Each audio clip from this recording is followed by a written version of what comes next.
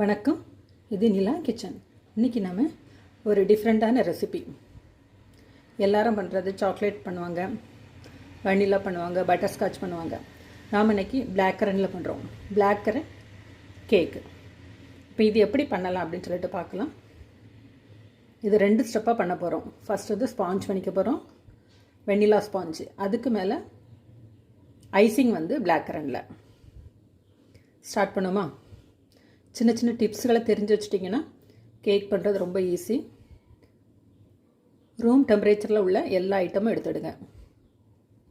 அதேமாதிரி பால் வந்து பேக்கெட் பால் விடுறதா இருந்தால் திக்காக இருக்கும், பாதிக்கு பாதி தண்ணி விட்டுக்கலாம்.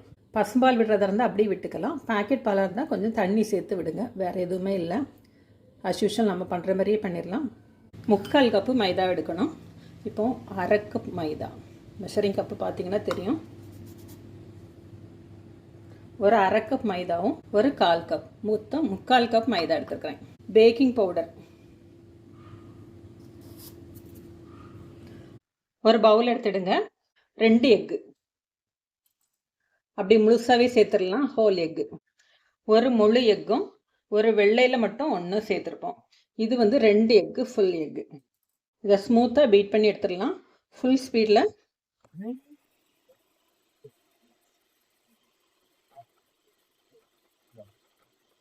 பாருங்கள். இது போல் நல்லா நுரைக்கி அடிச்சிடுங்க.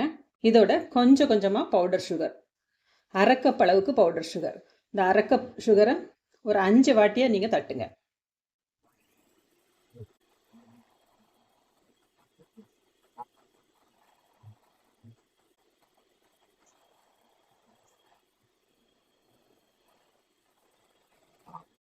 நல்லா ஸ்மூத்தாக இதே மாதிரி அடித்து எடுத்துடுங்க. இப்போ இதோட 3/4 கப்பு மைதா எடுக்கணும். ஒரு 1/2 கப் மைதாவும் ஒரு 1/4 கப், மொத்தம் 3/4 கப் மைதா எடுத்துருக்கிறேன். பேக்கிங் பவுடரும் 1/2 டீஸ்பூன் லெவல் பண்ணி எடுங்க.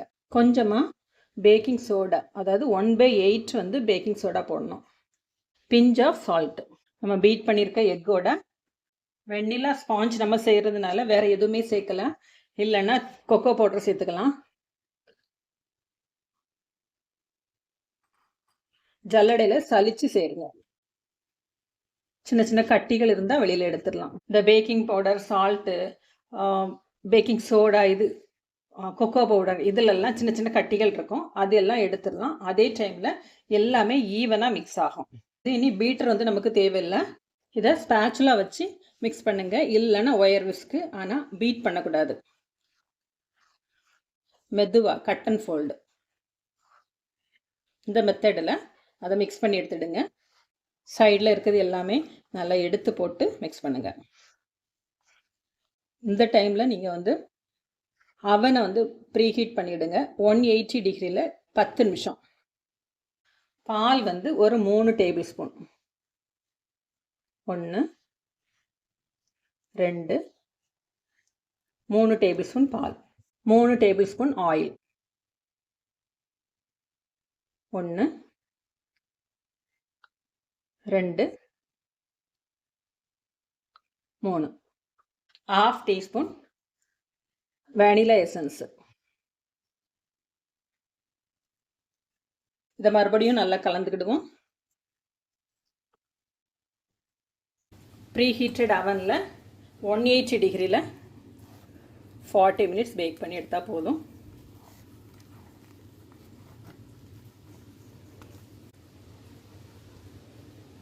இதை அப்படியே லைட்டாக டேப் பண்ணிவிடுங்க.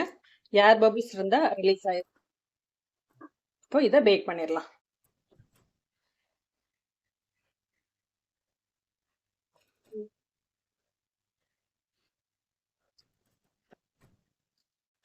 கன்வென்ஷன் போர்டில் 180 டிகிரியில் 30 மினிட்ஸ் ஸ்டார்ட் போட்டுடலாம். நம்மளோட கேக் வந்து ரெடி ஆகிட்டு பாருங்கள். நல்லா சாஃப்டாக இருக்கும். ஒரு நைஃப் ஏதாச்சும் உள்ளே விட்டு பார்த்தீங்கன்னா கிளியராக வரும். பேக்கிங் டைம் மட்டும் உங்களோட அவனை பொறுத்து கூடுதலாகவோ கம்மியாகவோ நீங்கள் வச்சுடுங்க. 30 to 40 மினிட்ஸ் வரைக்கும் ஆகலாம், ஒரு அவனை பொறுத்து. எனக்கு வந்து 30 மினிட்ஸ் தான் போகும். அதே டைமில் வந்து நம்மளோட பேன் சைஸை வச்சும் டிஃப்ரெண்ட் ஆகும். அந்த வால்யூம் வந்து கூடுதல் இருந்துன்னா கொஞ்சம் டைம் ஜாஸ்தியாகும். நமக்கு வந்து சின்ன லேயர் தான் நம்ம பண்ணியிருக்கோம். 1/2 kg. ஆனால் ட்ரே வந்து 8 இன்ச்சு ட்ரே எடுத்துருக்குறேன். அதனால் எனக்கு வந்து 30 minutes போதும். சூடு ஆறுனதுக்கப்புறமா டீமோல்ட் பண்ணிக்கிடலாம். ஒரு நைஃப் வச்சு இந்த ஓரங்கள் எல்லாம் இது பண்ணி விட்டுருங்க. லைட்டாக ரிமூவ் பண்ணிவிட்டு அந்த நைஃபை போட்டு இப்படி இழுக்கக்கூடாது. இழுத்திங்கன்னா கேக் வந்து கட் ஆகும். இப்படி வந்து நீங்கள் அமுக்கி தான் விடணும். ஓரங்களை இப்படி எடுத்து விட்டிங்கன்னா ஈஸியாக வந்துடும். வயர் ரேக்கில் வச்சுருங்க. சூடாரவும் இதை ரிமூவ் பண்ணிடலாம் பேப்பரை.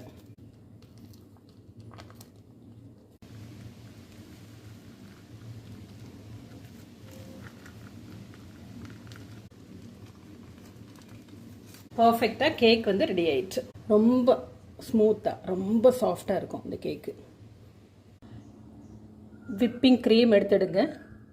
தேவைக்கு எவ்வளோ நாளும் எடுத்துடலாம்.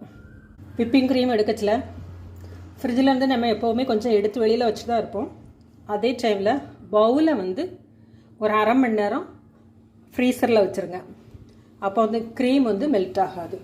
அதே டைமில் என்ன ஒரு பவுலில் தண்ணி ஐஸ் வாட்டர் போட்டுடுங்க, இல்லைன்னா ஐஸ் வச்சுடுங்க. இப்படி வச்சுட்டு பீட் பண்ணி பாருங்கள். ரொம்ப குயிக்காக க்ரீம் வந்து செட் ஆயிரும்.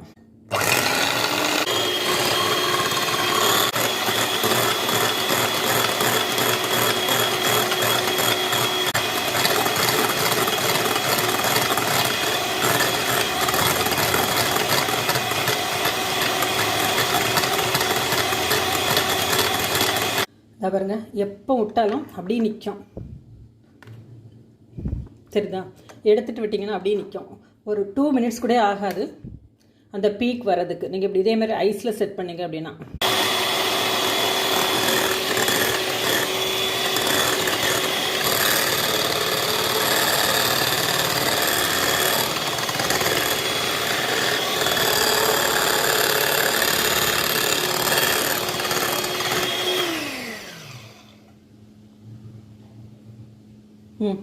பாருங்கள் பீக் எப்படி நிற்குதுன்ட்டு. அதை நம்ம அந்த சுற்றுறது பாருங்கள், அதே லைன் அப்படியே தெரியும்.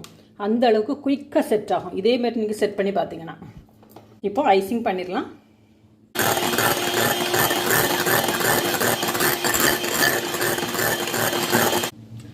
சுகர் சிரப்புக்கு பதிலாக இந்த க்ரஷ்ஷை நீங்கள் வந்து டைல்யூட் பண்ணி அப்படியே விட்டுடலாம். அது டேஸ்ட் வந்து இன்னும் நல்லாயிருக்கும். பொதுவாக எல்லாருமே சுகர் சிரப் தான் ஊற்றுவாங்க. நான் சென்டர் மட்டும் பிளாக் கரண்டே விடுறேன். எல்லா இடமும் படணும். மெயின் அந்த ஓரங்கள் மேலே வந்து விப்பிங் க்ரீம் போட்டுடலாம்.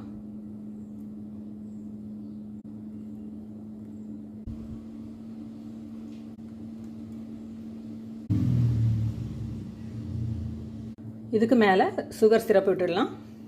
சுகர் சிரப் எல்லா இடமும் படணும். அதே டைமில் தேவைக்கு விடுங்க.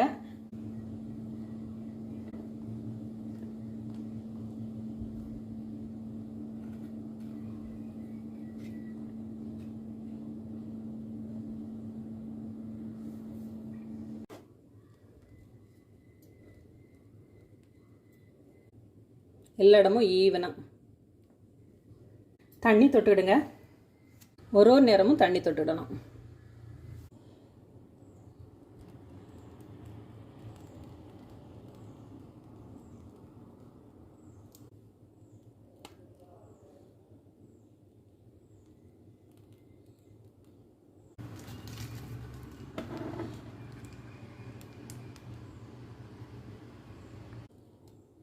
நம்மளோட பிளாக் கரண்ட் கேக் ரெடி ஆயிடுச்சு. இதே போல் நீங்களும் செஞ்சு பாருங்கள். செஞ்சு பார்த்துட்டு எப்படி இருக்குது அப்படின்னு சொல்லிட்டு ஃபீட்பேக் கொடுங்க. தேங்க்யூ.